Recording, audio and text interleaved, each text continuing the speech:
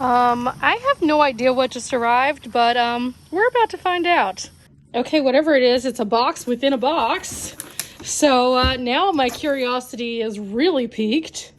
Have I ordered some things? Yes. Do I know if this is one of the things? No, because I didn't get notification of shipping. I guess this is as good a time as any to say hello, adventurers, and welcome back to my channel. Today, this could be interesting. I'm not exactly sure what this is. I have a few things coming. My dad has a few things coming for his van also. So, wonder what it will be. Oh, this is something that I have been looking forward to. Now, this is not going to be going in my van, but this is going to be going in my dad's van. And so I am going to show you guys what it is. This is something that my dad and I have been talking about, and with winter approaching, he wants to be able to travel since he hasn't been able to travel a lot this summer. So this is going to make it a little bit easier. This is a diesel heater for my dad's van. Now, as you guys know, I have not insulated my van. I have not put any kind of heating or air in mine, but my dad is doing those things. So in his 2006 Dodge Ram Sprinter, he is going to have a diesel heater. So I think this is a good time to call him and say, hey, Dad, your package arrived, but also to kind of be a little nosy and go through the box. So I'm going to do an unboxing of the diesel heater so you guys can see what it's about, and then I will later on do a video to kind of follow up after he has it installed so you can see kind of how it works. I think that this is the best way to kind of get you guys an idea of something that's out there, but then circle back and then kind of see how it's functionally used in a space. And because my dad will be installing this after his hand heals, that's going to take a little bit before we can get it up and going. So with that said, we're going to do an unboxing today, but first I'll let him know it's here. So here we have our brand, which is HCalory, and it's a diesel air car parking heater. It's good for SUVs, trucks, engineering vehicles, RVs. You can see all of this. You can use it even in e-vehicles, which is kind of interesting. Now, this one is a little bit different than some of the diesel heaters that I've seen, because a lot of them say that you do not want to use these in indoor spaces like homes. But this one says it's rated where it will be safe and easy to use even in those. They even have tested this with tents. And wow, I would have loved to have this whenever I had my tent camping experience for those 3 years, because there were some cold nights. And so this could have been handy. But with that said, we're going to find out what it looks like inside the box now. Oh, but wait, let's go here first, actually. I like to always check all the different panels of the boxes because they tell you a little bit more about the product. And this one actually has some great information, including all of their contact information. And I think that this is very important to kind of be able to go and check out what things look like. This is made in China, as are a lot of diesel heaters. And then also it tells you a little bit more about the company itself that facilitates these here in the States. On the opposite side, it tells us a little bit about product specs. And this is the XMZ D2 model. And so you can see here that it is a diesel air car parking heater, and then it has the model number, the packing size, which is in millimeters, so we'll have to translate that into inches since we're here in the States.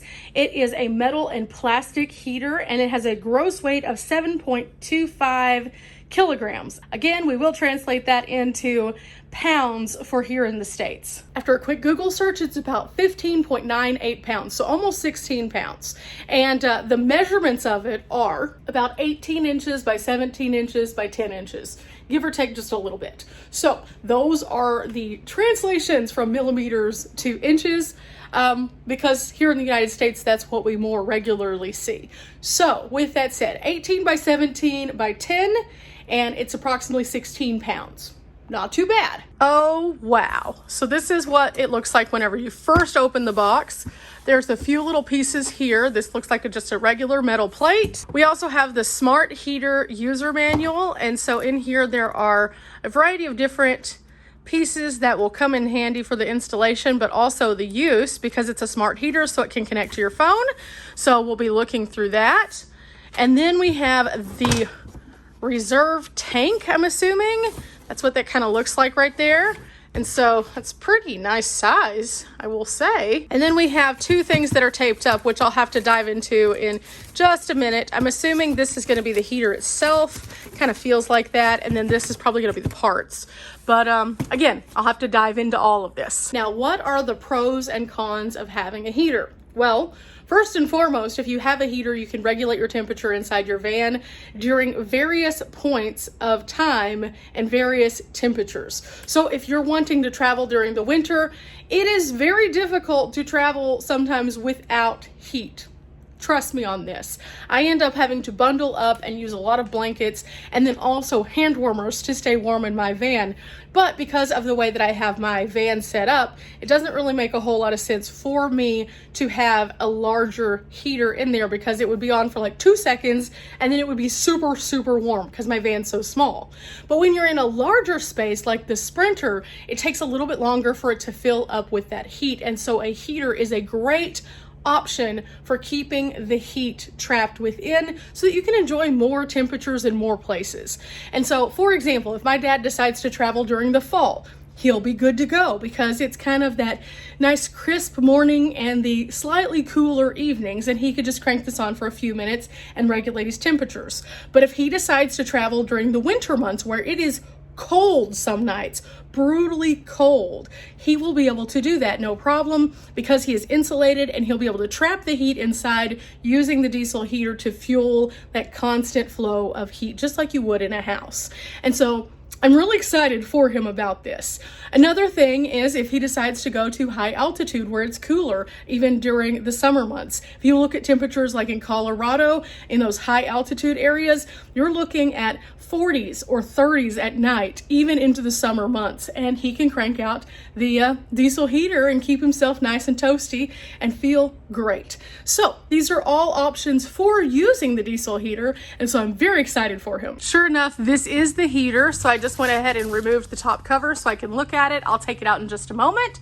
But the box I have over here, let's start with it. Oh, wow. I'm going to turn the light on so you can see this a little bit better. But as you can see, there's a lot of interesting little parts in here. So we have all of the connectors, the vent itself. We have all of the wiring and all of the different pieces that he'll need for installation. There looks like it has a little hose to that also. So again, everything is included in this box so that he can just use this and then the manual and put everything together in series. Now referencing the manual, it looks like he has the Type 3 heater. And so you can see how the internal structure looks.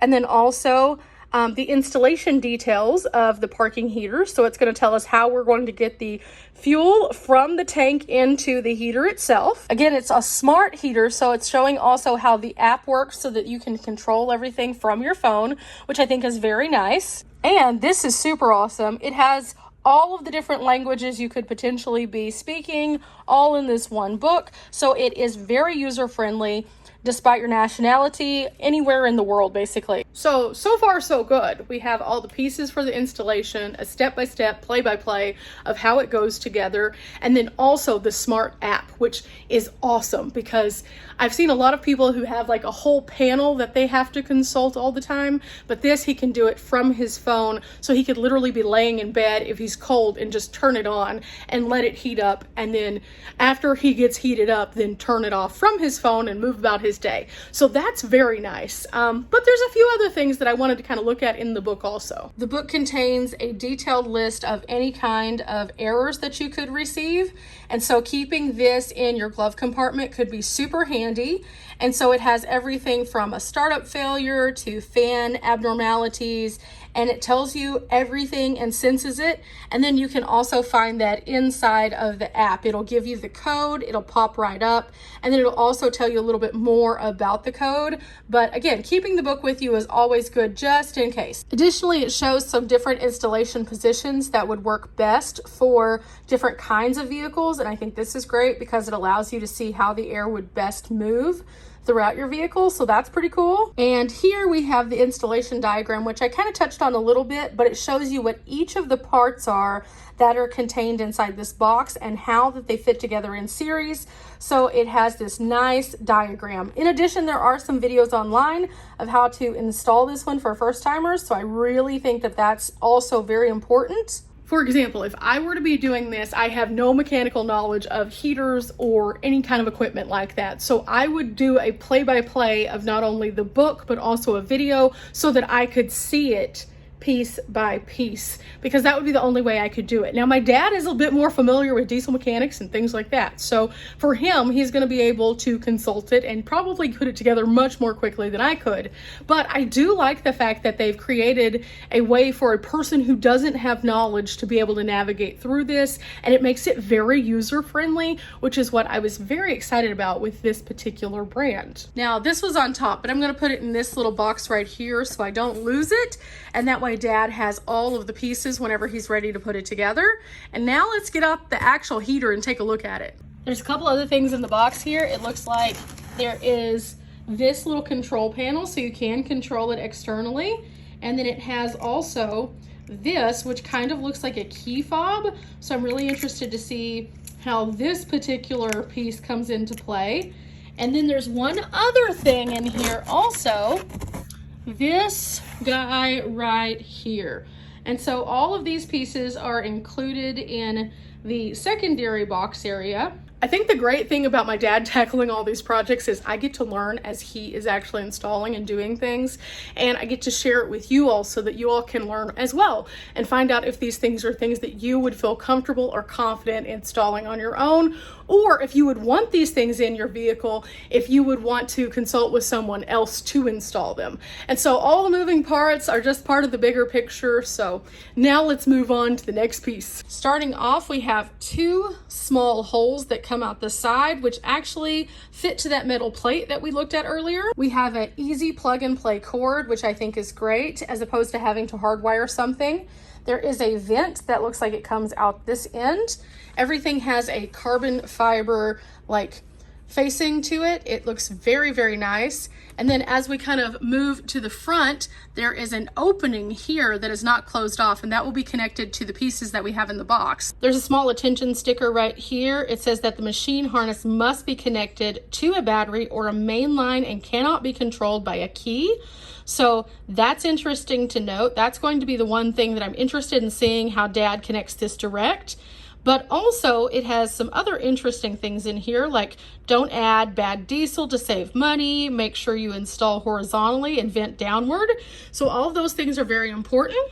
And then again, the information for the model and everything are right here on the actual piece as well. So if you ever do have an issue or you need to look up some information, it's printed directly on the heater itself. So all in all, it looks pretty user-friendly, and everything is very plug and play. Again, everything is clearly marked on the book, but then also everything is very simplistic on the actual heater itself.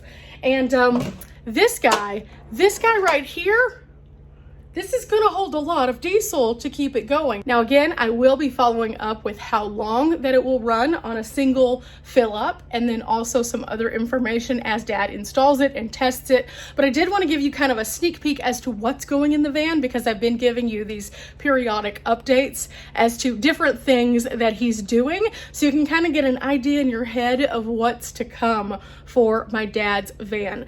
And I think that this is going to be a huge positive thing for him, because it'll allow him to travel during some of the cooler months and do a few more things. I know he is antsy about getting out on the road and adventuring to some really amazing places, and he has quite the list that he is creating, so I can't wait to see where he goes. But for now, I'm going to leave you guys, and remember guys, we're not here for a long time, but we are here for a good time. Remember, finding meaningful solutions to help you find bigger and bolder adventures is always a good time, and I'll keep you updated. I can't wait to share. Till next time guys, bye!